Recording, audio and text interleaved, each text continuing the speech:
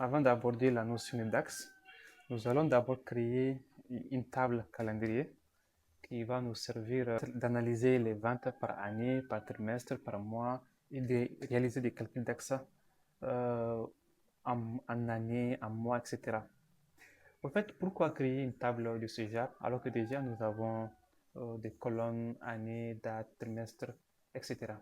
Il faut savoir que la table que nous allons créer maintenant, cette table va surtout permettre de, d'identifier même les jours où il n'y avait pas eu de vente. Ok?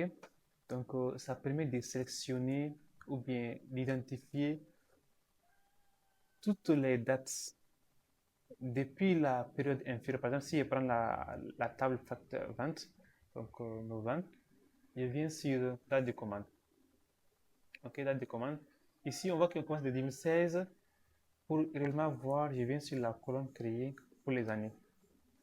Année, donc de 2016, je viens ici. Donc on a de 2014 au fait jusqu'à 2017, n'est-ce pas? Donc on voit qu'il y a 4 années, 1, 2, 4 années ici, n'est-ce pas? Donc même les jours où il n'y avait pas eu de ventes, avec la table que nous allons créer, cette table va afficher toutes ces lignes-là. Ok? Donc sans plus tarder, allons-y créer cette table. Pour ce faire, la première des choses qu'il faut faire, c'est quoi?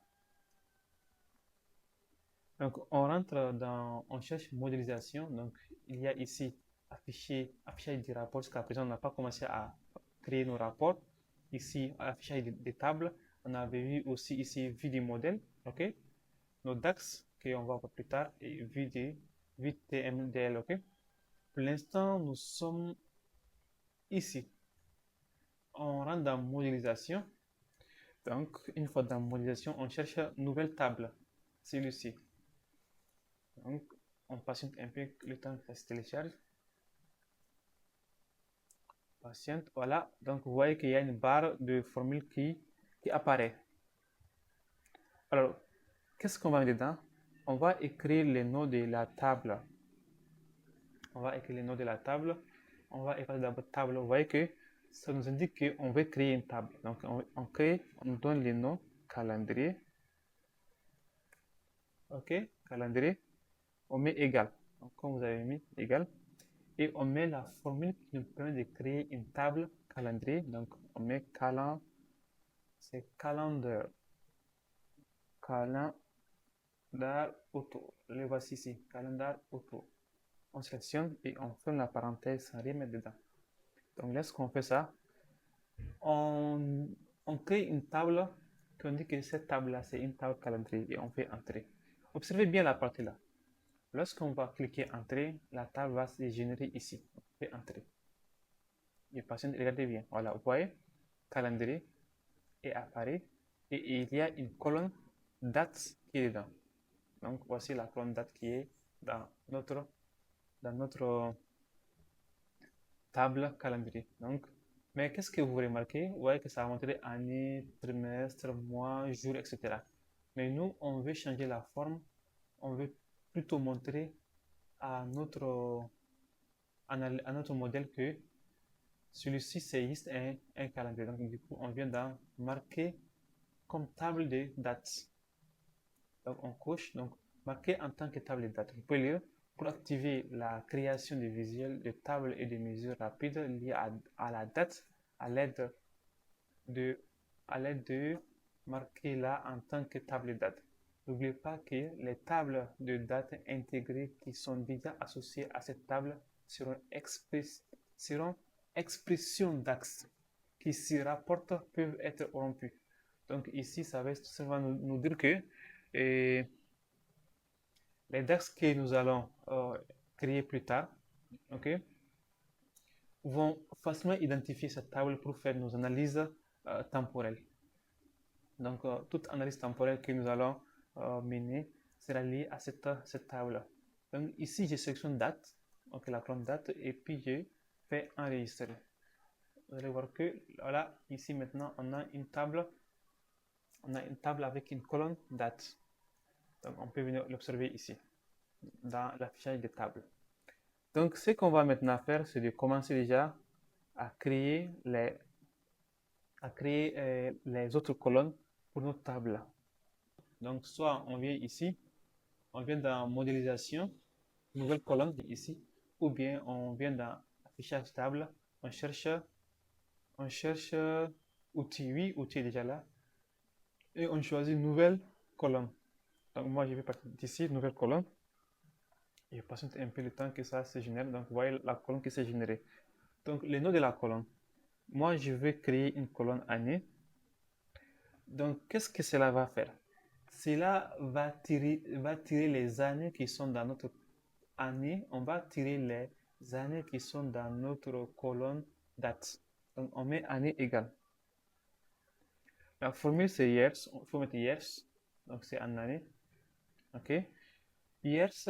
Et on s'intéresse à la table calendrier. Donc, nous sommes dans la table calendrier.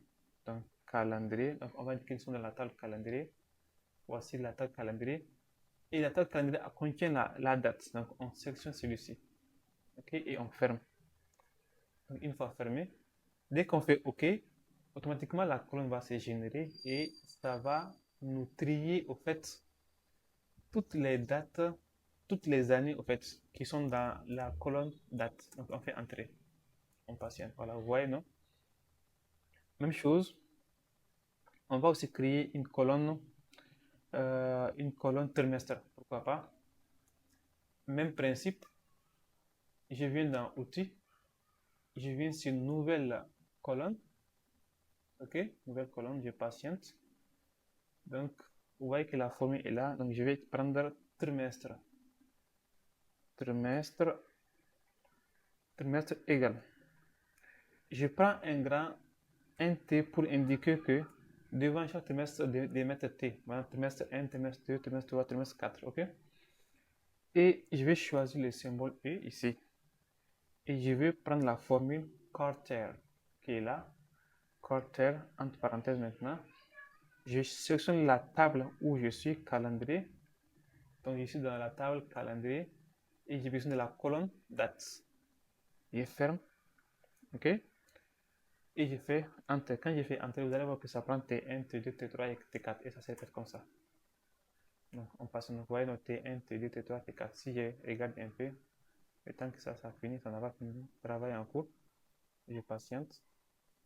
Voilà, je viens ici pour observer. Vous voyez que j'ai T1, T2, T3 et T4 qui se répètent dans cette colonne. Alors, on peut aussi créer une colonne mois, pourquoi pas. Donc, je viens toujours dans nouvelle colonne. OK? Là, nous sommes déjà dans les DAX en fait. Et je prends numéro du mois, OK?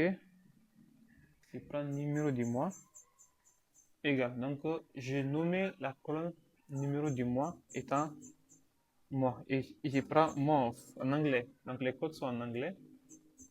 Je fais entrer. Et j'ai choisi, attention, c'est pas fini. Ça m'a généré une erreur, mais on va corriger ça. On va corriger. Donc, month, on met calendrier, notre calendrier. Notre calendrier, c'est calendrier date. Nous, on appelle calendrier date. Vous voyez qu'il y a calendrier année, date. Maintenant, on va générer à partir des dates. La première colonne. Et on fait entrer maintenant. Voilà, voilà. Vous voyez maintenant numéro des mois. Donc, numéro 1, 2, jusqu'à numéro 12. Si on clique, là, vous savez que ça va de 1 à 12. Je fais OK. On peut aussi générer une colonne jour. OK? Jour, puisque dans les mois, il y a 1 à 31. Cela diffère d'un mois à un autre mois. Donc, on peut avoir quelque chose comme ça de 1 à 31. Donc, je viens ici. Donc, je fasse ce qu'elle me propose. Et je vais écrire jour d'abord. Jour, je fais égal.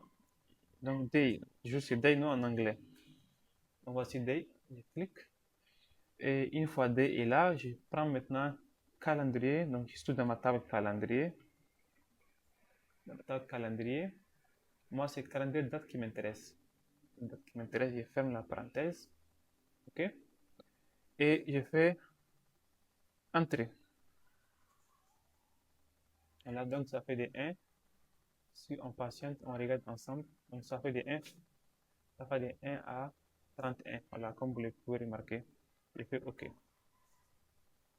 Qu'est-ce qu'on peut encore faire? On peut jour de semaine, pourquoi pas. Donc jour de semaine. Là, pour que les jours sont toujours dans une nouvelle colonne, on patiente. On patiente un peu. Voilà, c'est fini. Donc, je vais écrire